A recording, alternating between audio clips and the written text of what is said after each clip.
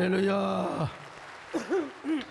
프랑스의 작가 장조노, 원래는 우리나라 말로는 장지오노인데요. 우리 프랑스 유학 갔다 온 분이 목사님 그렇게 발음하면 쪽팔립니다. 장조노라고 하세요. 예, 장조노의 나무를 심은 사람이라는 소설이 있습니다. 한 젊은이가 알프스 산맥의 고원지대를 산책하고 있었습니다. 그러다가 숯을 구워서 파는 마을로 가봤더니 여기는 워낙 나무를 많이 베어버렸기 때문에 황량하기 그지없었습니다. 그리고 사람들은 지쳐 있었습니다. 그래서 서로에 대한 불신과 미움으로 자살, 정신병, 그리고 살인까지 자행하고 있었습니다. 젊은이는 물을 찾던 중 양치기 목장인 엘지아 부피에를 만나게 됩니다. 그는 아내와 자식을 잃고 산골짜기에서 홀로 양을 치며 살아가고 있었습니다. 젊은이는 목자의 집에 머물게 됩니다. 밤이 되자 목자는 테이블에 도토리를 올려놓고 좋은 것과 나쁜 것을 구별하고 있었습니다. 다음날 그는 어젯밤 골라놓은 좋은 도토리를 황무한 땅에 하나하나 심었습니다. 황무지는 자기 땅도 아니요, 강요한 사람도 없는데 양치기는 신실한 도토리 나무를 황무지에 심기 시작합니다. 젊은이는 그런 양치기 목자의 알 수 없는 품위에 깊은 인상을 받습니다. 양치기와 헤어진 후 젊은이는 1차 세계대전에 참전을 합니다. 전쟁이 끝난 후에 젊은이는 다시 그 마을을 찾았어요. 양치기 목자는 여전히 그곳에서 나무를 심고 있었습니다. 그리고 자기가 보았을 때 처음에 심었던 나무들이 제법 자라서 아주 울창한 숲을 이루고 있었습니다. 2차 세계대전이 발발하고 전쟁 자원을 위한 나무들이 모자랐음에도 불구하고 그 양치기가 살던 그 동네는 도로로부터 굉장히 깊숙이 떨어져 있었기 때문에 전혀 상관이 없이 푸른 숲을 이루고 있었습니다. 양치기 목자는 아무것도 알지 못하고 전쟁이 일어난지도 못하고 계속해서 나무를 심고 있었습니다. 오랜 후에 젊은이가 다시 그것을 찾았을 때 황무지였던 그 마을은 아주 향긋한 향기와 푸른 나무 잎냄새들, 푸르고 울창한 숲 사이로 흐르는 맑은 계곡의 물소리가 절절절절 흘러내렸습니다. 마을에는 희망이 생겼습니다. 그리고 평화와 웃음이 넘쳐났습니다. 이것이 나무 심는 사람의 소설 이야기의 결론입니다. 이 소설은 문명과 환경의 심각한 위기 속에서 우리가 나아가야 할 방향을 가르쳐주고 있습니다. 사람과 세상을 변화시키는 감동적이고 가슴 따뜻한 소설이죠. 나무를 베기에 익숙한 사람들은 많지만 그러나 한 사람이 나무를 계속 심었을 때 결국 황무지를 푸르게 하고 울창한 숲으로 만들게 하였다는 얘기죠. 자, 이것은 어디까지나 소설이고요. 그런가 하면 이제 소설이 아닌 진짜 팩트, 실화가 있습니다. 사막의 숲이 있다라는 책이 있는데요. 이 책은 방송 작가이자 외주 프로덕션 허본의 대표인 이미애 작가께서 쓰신 책입니다. 이 책은 죽음의 사막에 나무를 심어 생명의 숲으로 만든 이니전의 그 기가 막힌, 언젠가 제가 공매일 글도 썼습니다마는 기적 같은 이야기를 담아내고 있습니다. 그녀 이야기는 KBS 1TV 수요기획에서 숲으로 가는 길이라는 제목으로 방영이 되기도 하였는데요. 이 이니철이라는 몽골 여인이 1985년 바이완상이라는 남자와 결혼을 하였습니다. 이 사람은 사막에서 살고 있는 남자였어요. 근데 이니철의 아버지는 죽음의 땅 사막에다가 그녀를 내려놓고 그냥 가버렸어요. 거기서 남편과 함께 살려고. 그녀는 다시 집으로 돌아가고 싶었지만은 사막이라 돌아가는 길도 알지 못했고요. 그리고 남편인 바이완샹의 그 애처로운 눈빛, 이곳에 남아달라는 순한 그 눈빛을 보고 차마 떠날 수가 없어서 정착을 합니다. 대신 그녀는 바이완샹 남편에게 제안을 합니다. 우리가 살 수 없는 이 사막의 땅을 푸른 숲으로 한번 만들어 보자고, 우리가 나무를 한번 심어 보자고. 그리고 두 부부는 친척이 준 양 한 마리를 팔아서 나무 600그루를 사가지고 사막에다 일단 나무를 심어 봅니다. 정말 누가 보면 말도 안 되는 행동이었습니다. 그게 돈이 되는 것도 아니고요. 두 사람은 묵묵하게 그러나 나무를 심었습니다. 그로부터 20년 후 기적이 일어났습니다. 여러분, 10,000평도 아니요, 20,000평도 아니요, 1,400만 평의 사막 같은 이 건조한 땅에 세상에 온갖 나무와 채소가 자라며 믿을 수 없는 생명과 기적이 꿈꾸는 아름다운 땅으로 만들어지게 되었습니다. 여러분, 이미 작가는 이러한 이니전의 이야기를 듣고 감동을 받아서 직접 책을 썼습니다. 사막에 숲이 있다. 그리고 다큐멘터리 방송 제작까지 하면서 우리나라 적지 않는 사람들에게 많은 충격을 주세요. 야, 사막도 나무를 심으니까 저렇게 되는구나. 이니전도 대단하지만 그 이니전이라는 여자를 연구해서 책으로 엮고 그리고 다큐로 제작한 이미의 작가도 정말 훌륭하신 분이시죠. 이분이 저에게 얼마 전에 귀한 선물을 보내오셨습니다. 십자가 선물입니다. 이 십자가는 동해안 철책선을 녹여서 한정판으로 136개를 만들었대요. 서울대학교 교수께서 한반도의 평화를 염원하는 의미로 저 강원도 철책선을 뜯어다가 십자가를 만들었어요. 이걸 로마에서 전시회까지 하였고요. 그리고 로마 교황께도 선물을 하나 드렸다는 것입니다. 물론 가톨릭에서 주도해서 만들었기는 하지만은 전 세계 한정판으로 만든 귀한 십자가를 저에게도 구해서 보내주셨습니다. 여러분, 부족하지만 저로 하여금 흩어진 국론을 통합하고 한국교회를 하나로 만드는 걸 염원하는 의미에서, 그리고 십자가 정신으로 평화와 화목의 나무를 심으라는 마음으로 저에게 이 선물을 보내오신 것입니다. 여러분, 너무나 고마우신 분 아니에요? 박수 한번 쳐주시면 고맙겠어요. 제가 어린 시절, 아마 여러분 어린 시절에도 그랬을 겁니다. 식목일 날이 오면은 단체로 나무를 심었어요. 그런 일이 엊그제 같은데 고향에 가서 보면요, 그때 무덤산이 있어요. 뭐 거의 황무지나 다름없는 산이었는데 저희들이 나무를 심었거든요. 막 소나무도 심고 뭐 밤나무도 심고 여러 나무를 심었어요. 지금 고향에 가서 보면요, 신장로에서 쭉 그 차를 타고 보면 그 산이 완전히 그냥 뭐 숲풀이 되어 갖고 있습니다. 울창한 숲을 이루는 걸 봐요. 그때 우리가 나무를 심으면서 불렀던 노래가 있습니다. 여러분 잘 아시는 노래예요. 우리들 마음에 빛이 있다면 여름엔 파랄 거예요. 산도들도 나무도 파란 잎으로 파랗게 덮인 속에서 파란 하늘 보고 자라니. 야, 그때가 엊그제 같은데 말이죠. 그때 심었던 나무들이 막 울창한 숲을 이루었다는 것입니다. 여러분, 중요한 건 북한에 가면은 정말 옛날 우리가 못 살았던 60년대 70년대처럼 산이 전부 다 민둥산이에요. 뭐 오늘 북한 얘기할 시간도 없고, 근데 중요한 건 뭐냐면 우리가 사는 이 사회와 이 시대가 너무 산성화되어 가고 있고 사막화되어 가고 있다는 것입니다. 코로나로 인해서 이런 현상은 더 급진적으로 전개되어 왔습니다. 특별히 코로나는 문화예술 영역을 완전히 셧다운 시켜 버렸고요. 뭐 지금은 회복되어 가고 있습니다만은 문화예술뿐만 아니라 이 종교의 영향력을 완전히 축소시켜 버리고 말았습니다. 교회는 물론 우리가 이웃을 사랑하고 또 우리가 이웃의 그 생명 복원의 앞장을 서야 하는 건 분명합니다. 그럼에도 불구하고 지나치게 그 방역본부가 예배를 제한하고 큰 교회건 적은 교회는 19명 예배를 드리도록 했다고 하는 것은 이건 두고 이거는 지난 방역본부의 어떤 실수와 허점이라고 생각을 합니다.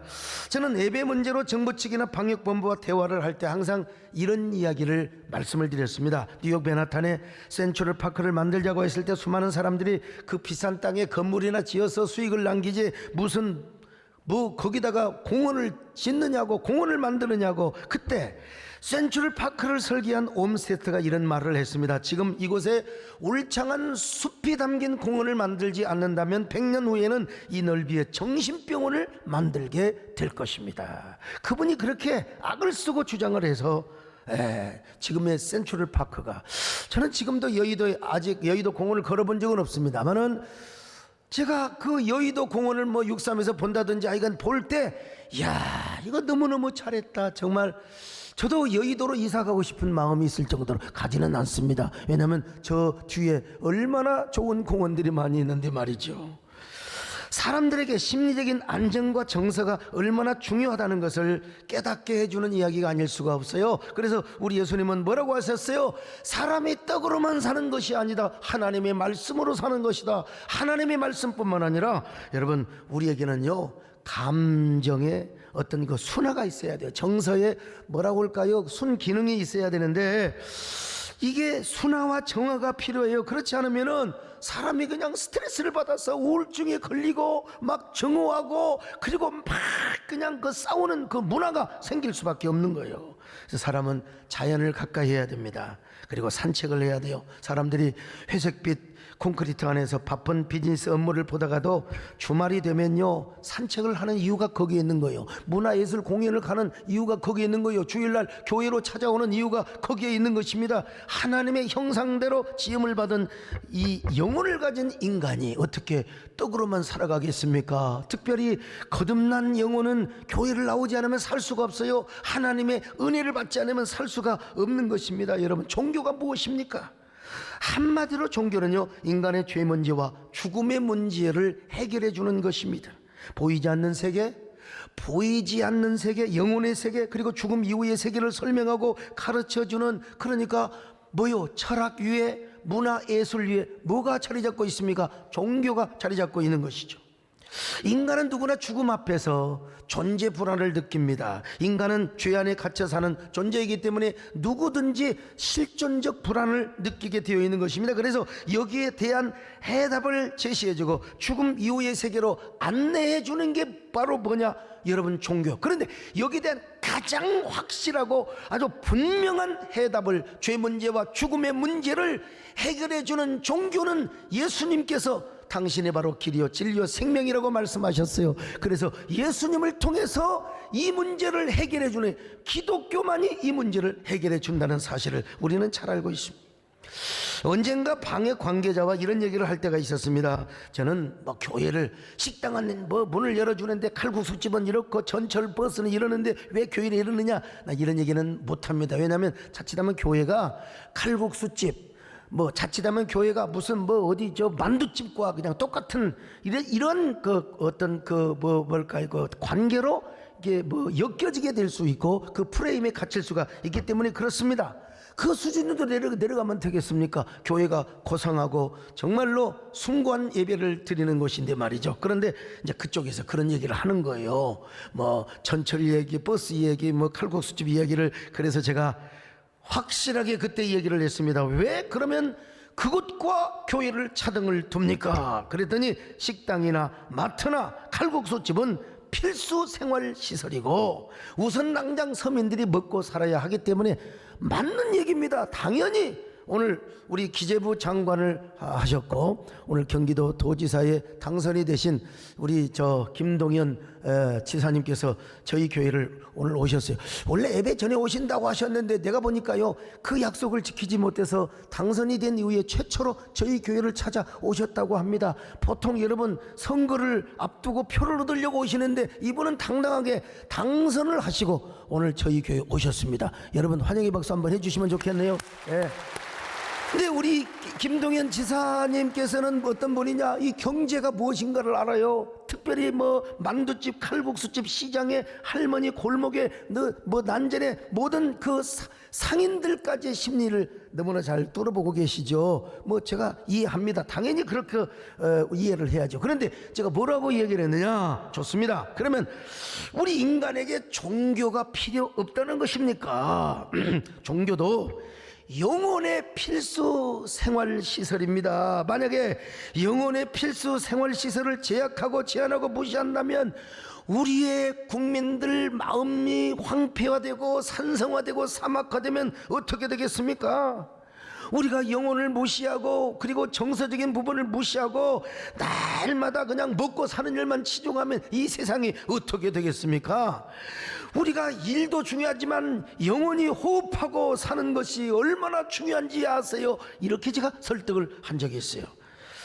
여러분, 그러므로 우리가 사는 이 세상과 사회의 사막화를 방지하고 산성화를 스톱시키려면요, 먼저 문화예술이 융성해야 됩니다. 문화예술이 융성해야 돼요. 그리고 뿐만 아니라 이 종교 활동이 굉장히 활성화되어야 되는 것입니다. 특별히 죄 문제와 죽음의 문제를 확실하게 해결해주고 내세 문제를 정확하게 해결해 주는 이런 우리 교회의 종교 활동, 목회 활동이 왕성해야 여러분, 이 나라의 국민 정서 그리고 모든 사회가 아름다운 선순환의 기능이 이루어진다는 것입니다, 여러분. 그리고 어떻게 됩니까? 이 사회가 건강하게 된다는 거예요. 아마 세계 경제의 석학일 뿐만 아니라 노벨 경제학상까지 받으신 아마르티아 센이라고 하는 교수님이 계세요. 이분이 이런 얘기를 했습니다. 한 국가가 번영하고 국력이 신장되는 배후에는 반드시 기독교의 영적인 부흥이 있었다는 것입니다.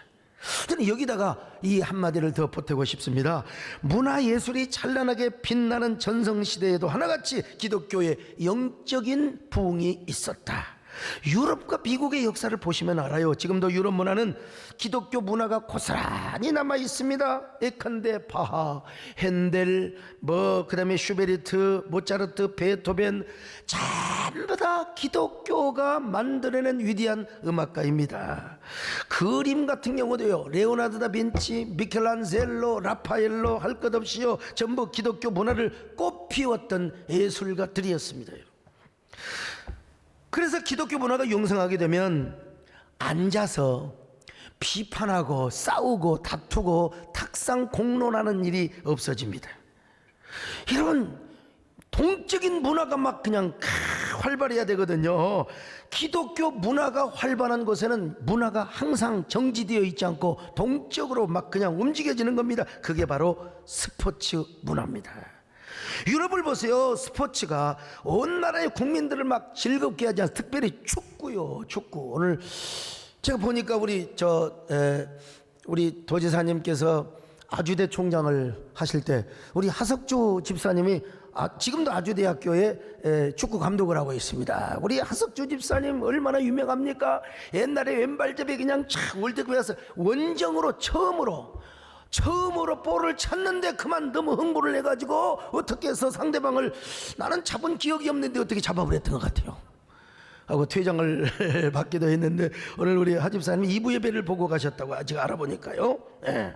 근데 아이고, 프리미어 리그, 분데리스카, 세리아 A, 라리가, 리그왕 등요, 이 유럽 축구는요 지역 대결이 아니라 토너먼트식이기 때문에 동적인 문화를 형성합니다. 그리고 막 주말이 되면 막 유럽 사람들이 막 그냥 그 경기장에 가서 막 웃고 싸울 일이 없어요.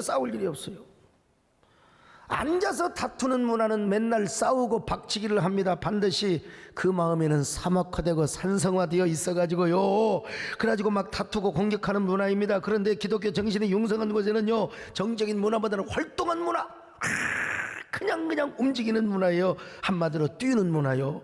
동적인 문화는 사람들을 활력 있게 만들고 막 기분 좋게 합니다. 이거 사실 우리나라도 프로축구라든지 아니면 또 프로야구 이런 게 좀 조금 더 이렇게 활성화되면 좋거든요. 예? 다 사람들이, 여러분 우리 옛날에 그 2002 월드컵 때요, 그때는 종교와 모든 지역을 초월해서 그냥 우리나라가 한 골을 넣으면 저 광화문에서 우리도 여러분 대형 스크린을 놓고 우리가 함께, 교인들 집에서 보면 심심하니까 교인들 다 모이세요. 그리고 항상 골문에 앞일 때는 그냥 주여를 부르세요. 그냥 우리가 또 이게 우리 골문 앞에서 막 그냥 주여를 부르고 막 똥이야 물러가라. 여러분 그때 얼마나 신앙을 초월해서 얼마나 끈끈한, 이게 여러분 동적인 문화인 것입니다, 여러분. 예, 결국 교회가 무슨 얘기냐? 교회가 건강해야 문화예술도 건강하고 스포츠도 활발해져서 모든 사회가 뛰는 문화가 되고 동적인 문화가 된다는 겁니다. 자, 깨달아지면 아멘 합니다. 자, 오늘 문화 강연이 아니고 사실은 아바타라는 영화를 여러분 기억하시죠? 아바타 한번 보세요. 우리 김표현 장로는 아바타 보셨어요? 자, 배장용이는 아바타 안 봤죠? 아바타 안 봤죠? 아바타를 안 보는 사람이 지금까지 생존해 있다는 건 기적입니다. 미국의 자원개발공사인 RDL 회사는 초전도 물질의 희귀 금속인 은옵타늄 광맥을 개발하기 위해서 숲을 차지하고 있는 원주민 나비족을 몰아내려고 합니다. 이 나비족은 진짜 영적인 생명인 숲과 교감을 나누며 근원적으로 소통하고 있었던 그야말로 초인간, 초인류적 존재라고 할까요? 그들은 영적인 생명의 숲을 지키기 위해서 필사적으로 저항합니다. 그런데 이 RDA 회사는 온갖 첨단 무기를 내세워서 그 숲을 파괴하려고 나비족을 쫓아내려고 하는데, 여러분, 그 나비족들은요, 막 적대 관계에 있었던 희귀 동물까지 다 동원해. 이게 참 영화치고 대단한 영화입니다. 서로가 앙숙이었던 동물들의 힘을 합쳐가지고 저 신무기와 싸우며 숲을 지켜내려고 합니다. 근데 놀라운 것은 뭐냐, 참 기가 막힌 게요, 영화를 보는 관객들이 지구의 인간보다는 꼬리 달린 나비족이 편이 되어가고 있다는 것입니다. 더구나 지하자원 세계 정보 수집차 밀명을 띠고 나비족을 향해 내려갔던 전 해병대원이었던 제이크는 아바타로 자 나비족의 숲으로 이제 진격을 하러 갑니다. 그런데 중요한 건 뭐냐면, 그렇게 활동을 하다 보니까 나비족 가운데 꼬리 달린 예쁜 여인과 사랑을 나누게 됩니다. 제이크는 나비족이 사는 아름답고 신비스러운 생명의 숲과 그리고 모든 존재들과 함께 소통하는 과정 속에서 마침내 나비족의 한 여인과 깊은 사랑에 빠지게 돼요. 저를 갑자기 이상하게 보는데요, 사랑에 빠집니다. 그때 저는 그 노래가 흘러나오지는 않았지만 제이크의 아바타가 나비족 여인을 향하여 이런 노래를 부르고 있는 것처럼 제가 분위기를 그렇게 느꼈습니다. 제이크니까 제이지요. 제이 초전도의 차원이 멀리 사라진다 해도 제이 나의 사랑은 여전히 깊어가는데, 제이 난 나를 못 잊어. 제이 난 너를 사랑해. 사랑의 분위기가 느껴집니까? 정권사님이 끄떡끄떡한 거 보니까 이제 느껴지는 것 같아요. 이 제이크는 말이죠, 인간을 배신합니다. 지구를 배신하고, 지금 우리 RDA 회사에서 너희들을 이렇게 작전을 짜가지고 지금 치려가고 있어. 그러니 막아야 돼. 참, 그러니까 제이크는 RDA 회사에 이게 방해자가 되어버리고 마는 것입니다. 그럼에도 불구하고 관객들은 인간을 배반하고 지구를 배신한 제이크를 지지합니다. 제이크가 막 지쳐서 쓰러지면 아바타가 일어나기를 막 마음속으로 박수를 치면서 마음속으로 성원해 주는 거예요. 왜 그런 줄 아십니까? 이유는 하나요. 우리 인간은 모두 자연을 지키고 숲을 지키고자 하는 본성과 본능이 있기 때문에 그렇다는 것입니다. 이 영화가 인도의 신화와 그리고 힌두교적 배경을 입고 제작된 것만은 분명하지만, 그럼에도 불구하고 현대를 사랑하는 인간들에게 생명 자본주의를 표방해야만이 우리 지구가 살아남을 수 있다라고 하는 위대한 혁명적인 콘텐츠, 메시지를 우리에게 주었던 것이 사실이죠. 그러므로 이 지구촌이 아무리 에너지가 필요하고 희귀 자원이 필요하다 할지라도, 여러분, 그럼에도 불구하고 우리 인간의 생각을 초월해서 이제는 지구 생각으로 가야 된다. 지구 생각으로 가야 된다. 녹색 운동을 회복해야 된다는 그런 그 위대한 메시지를 영화를 통해서 준 거예요. 그래서 MB 정부 때부터 시작했던 저탄소 그리고 녹색 성장 운동이 계속됩니다. 지난 정부에도 시작되었던 탄소 중립운동. 그래서 언젠가 어느 신문에 탄소 중립운동 우리 한국교회가 앞장서야 한다고 했더니 어떤 어떤 양반이 또 저를 막 공격을 했어요. 어떻게 친정부라니까 저탄소. 내가 그래서 전화를 걸어가지고, 야, 이 무식한 인간아, 저탄소는 지구가 살려고 하는 것이다, 이 인간아 라고 얘기를 하려다가 제가 안 했습니다, 여러분요. 돌아가신 이어령 교수님께서도 산업 자본주의에서 녹색 자본주의로 혹은 생명 자본주의로 전환을 해야 된다고 한 거 아닙니까? 그러니까 기독교인이건 비기독교인이건 간에 지구촌에 사는 인간이라면 모두 이런 중요성을 앞에 두고 우리가 이 운동에 참여를 해야 한다는 것입니다.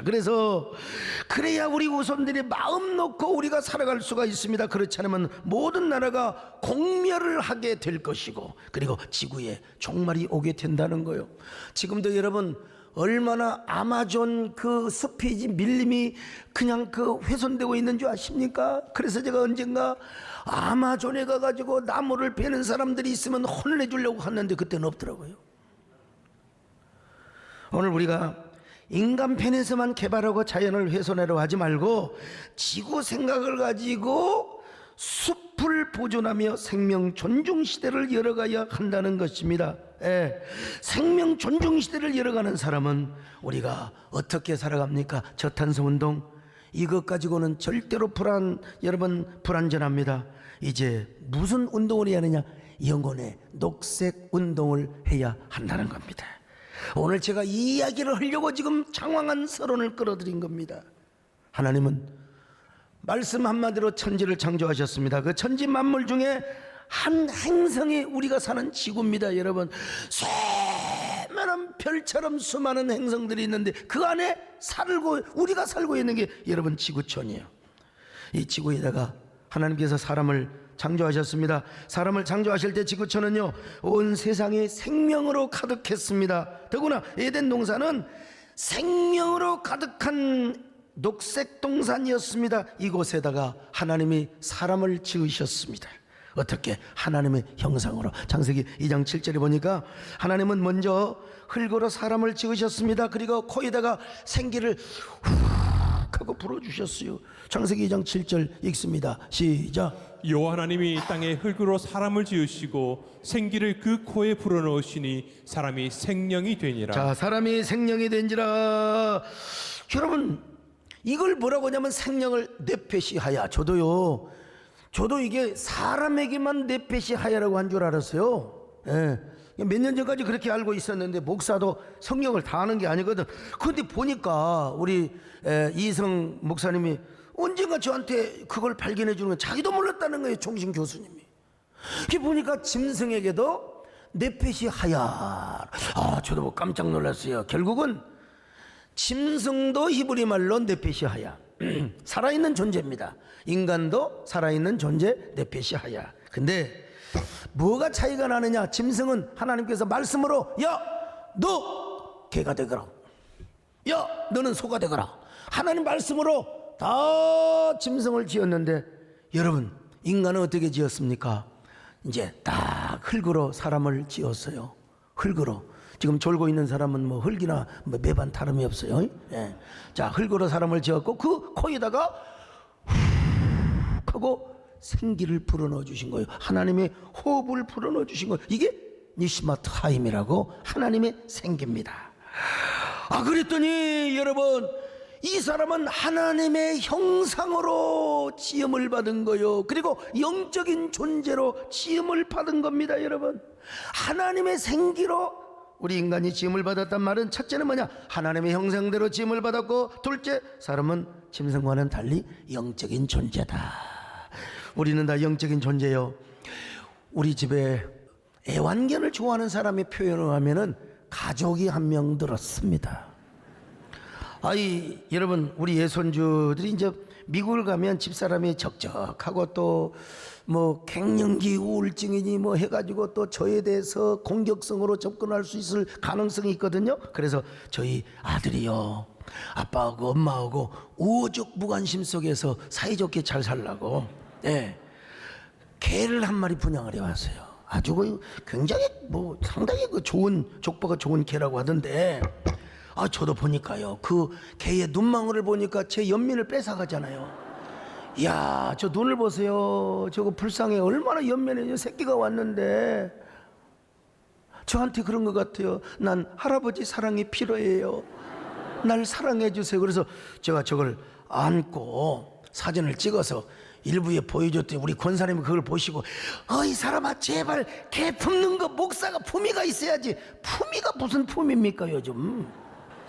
그리고요 그 목사가 개를 품고 이렇게 탁 살면 이렇게 보여주면 요즘 현대인들이 굉장히 목사를 친근하게 생각해요. 근데 저분은 이제 고려장 때 사는 분이고 저를 위해서 기도하시는 어머니이기 때문에 내가 저분의 말을 안 들어줄 수는 없어요. 그래서 야 개 안고 찍은 사진은 빼라 해서 이름이 뭔 줄 아세요? 사랑입니다. 사랑이요.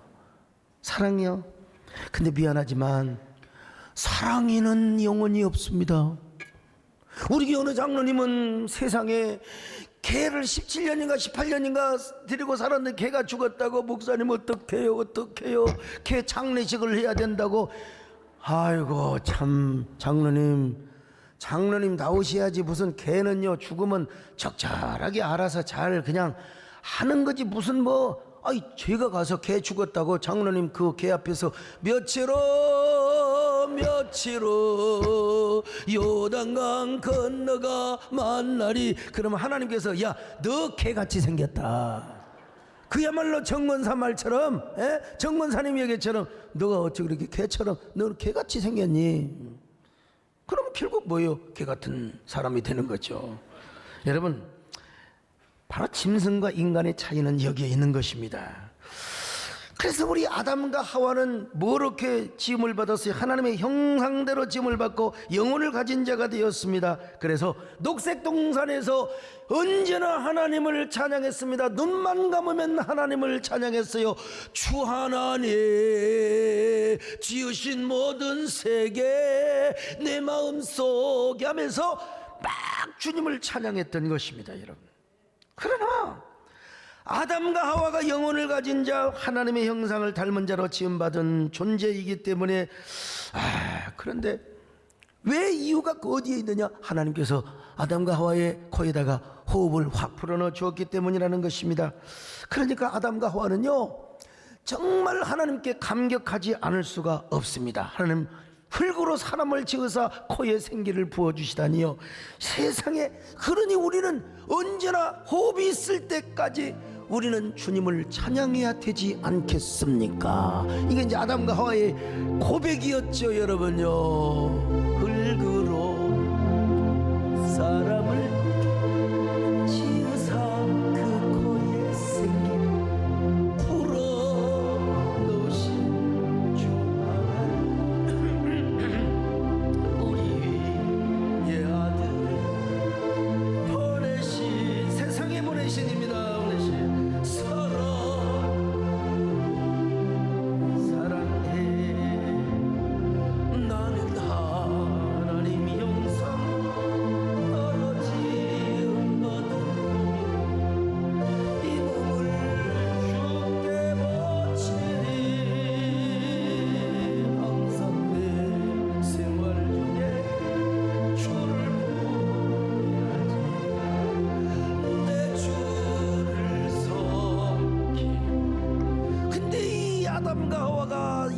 사탄에게 유혹을 받아가지고 여러분 선악과를 따먹고 어디로 쫓겨납니까?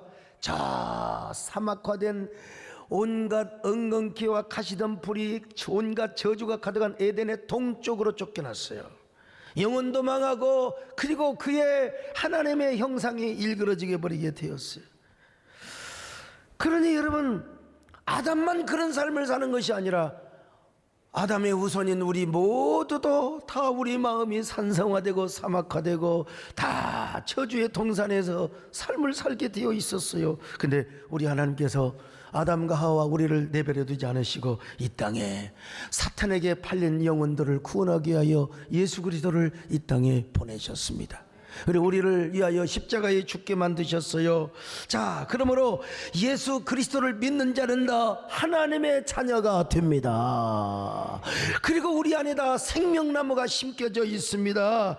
아담이 죄를 지어 저주를 받고 영원히 황폐되었을 때 온 지구촌이 저주를 받고 황폐된 것처럼 이제 사람이 예수 그리스도를 믿어 하나님의 자녀가 되면 우리 안에 에덴 동산 같은 푸른 숲이 생겨나게 된다는 것입니다. 그리고 여러분 우리 안에 녹색 운동이 이루어지게 되는 것입니다. 우리 안에 기름진 아주 생명의 통산이 아름답게 이루어지게 되는 거예요. 깨달아지면 아멘입니다. 여러분 할렐루야. 물론 비유이긴 하지만 저는요, 이 안티 기독교인들이 아무것도 모르고 말이에요, 기독교를 비판하고 공격하는 건 역시 RDA 회사가 나비족을 몰아내는 것으로 저는 그냥 연상이 돼요. 이 성경 말씀은 아니지만요. 또 우리가 사는 세계에서는요, 물질 세계보다 중요한 것이 뭐냐면 정신 세계예요. 영혼의 세계입니다. 영혼의 세계요. 그 영혼의 세계가 망하고 정신 세계가 고갈되면 물질 세계는 당연히 고갈되게 되어 있는 것입니다. 더구나 우리 교회 안에서 같은 우군끼리 공격하고, 요즘 막 유튜브를 보면 막 같은 편끼리 막 공격하고, 네가 옳으니 내가 옳으니, 이거 영혼이 고갈되어서 그래요. 겉으로는 뭐 내가 옳고 그림이 무슨 소용이요? 내 안에 사막이 없어져야지요. 내 안에 기름진 생명의 동산이 우거져야 될 것 아니겠습니까, 여러분? 오늘 본문은 말씀하고 있어요. 우리의 전인이 건강해야 된다고.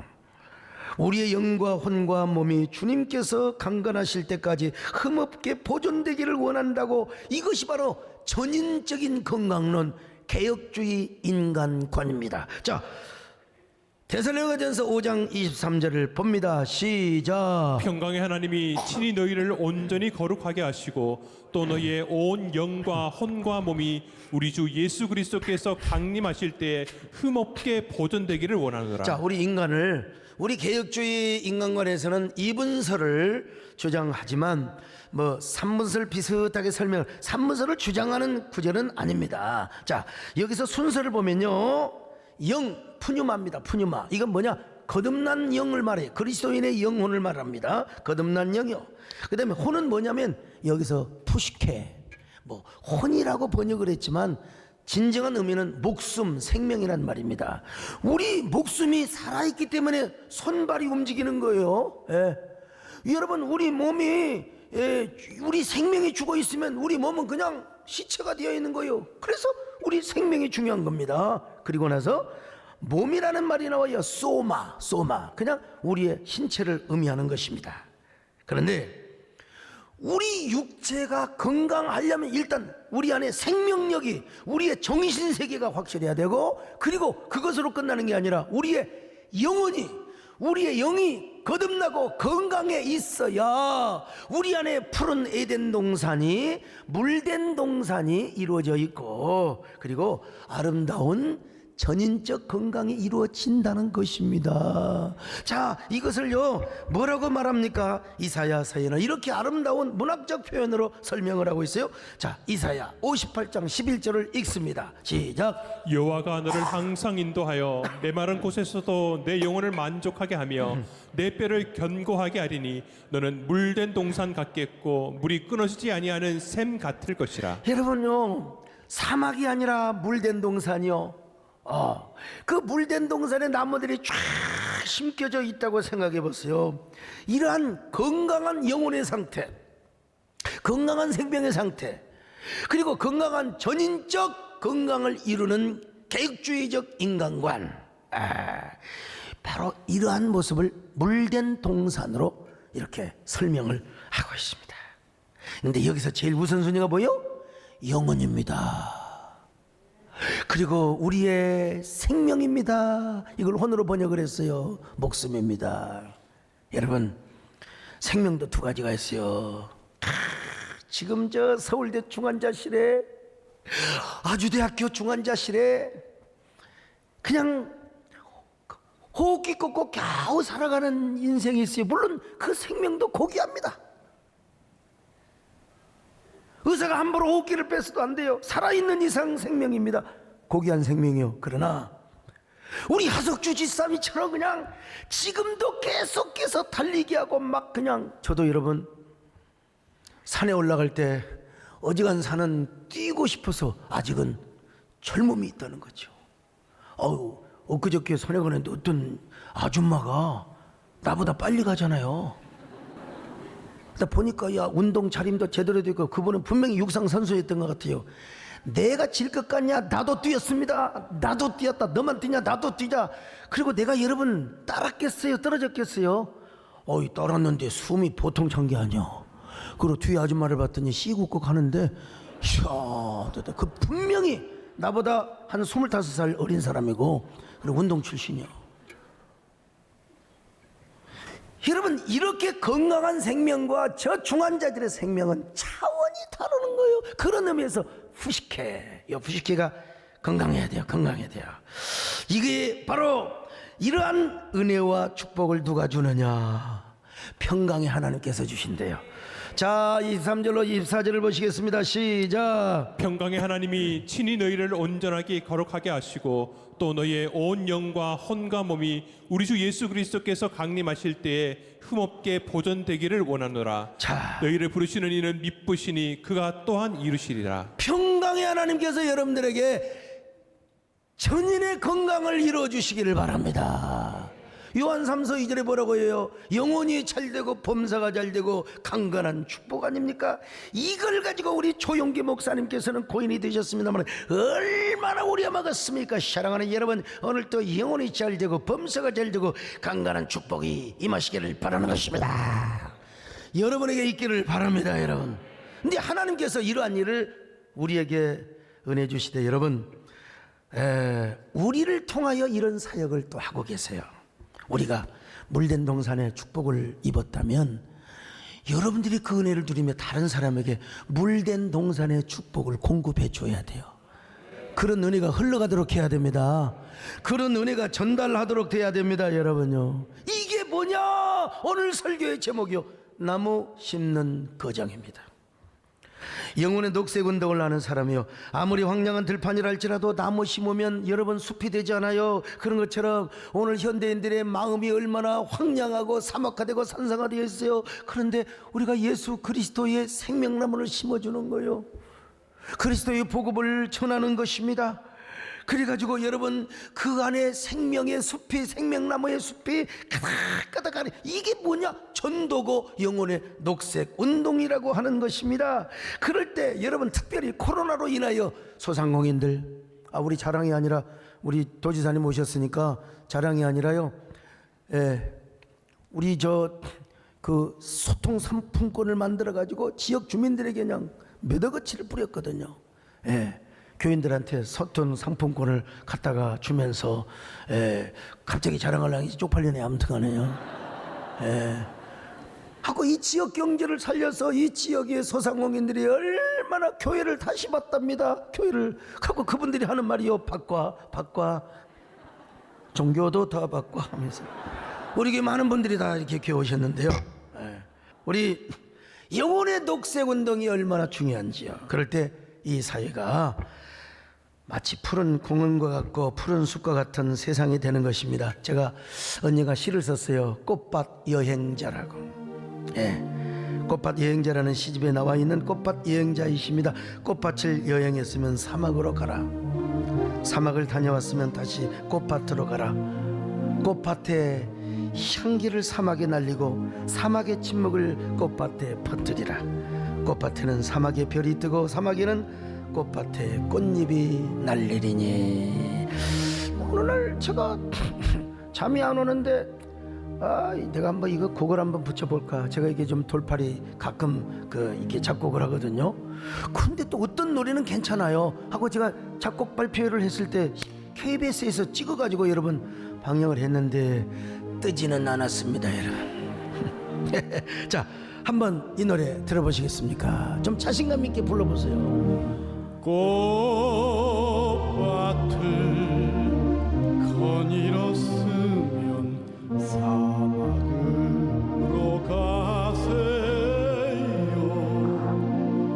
사막을 다녀왔으면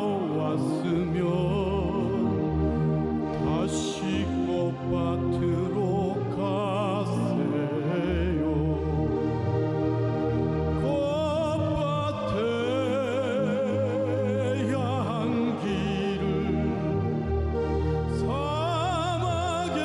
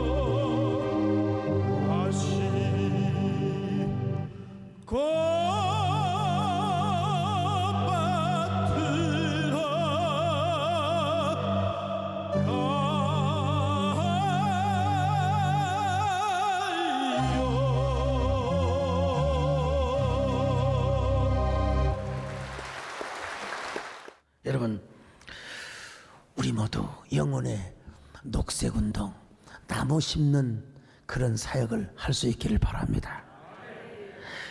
이런 사람은 내 영혼이 먼저 물된 동산이 되는 거요. 남의 사람들에게 영혼의 물된 동산을 만들어주는 사람입니다. 여러분, 이런 사람은 우리의 그 심령 속에, 남의 마음 속에, 남의 내면 속에 생명나무를 심고, 그리고 그 사람 내면뿐만 아니라 모든 시대와 역사와 사회에 우리가 영혼의 물된 동산을 이루고 확장하는 사람들입니다. 우리가 이런 생명나무를 선택하고 나아갈 때 이 시대와 이 사회가 아름다운 푸른 동산이 될 줄로 믿습니다. 위대한 영혼의 녹색운동의 주인공이 될 수가 있습니다. 그런 저와 여러분이 되시기를 주님의 이름으로 축원합니다. 갈보리 언덕에 주님의 십자가 그 피로 내 죄를 깨끗하게 씻었네. 생명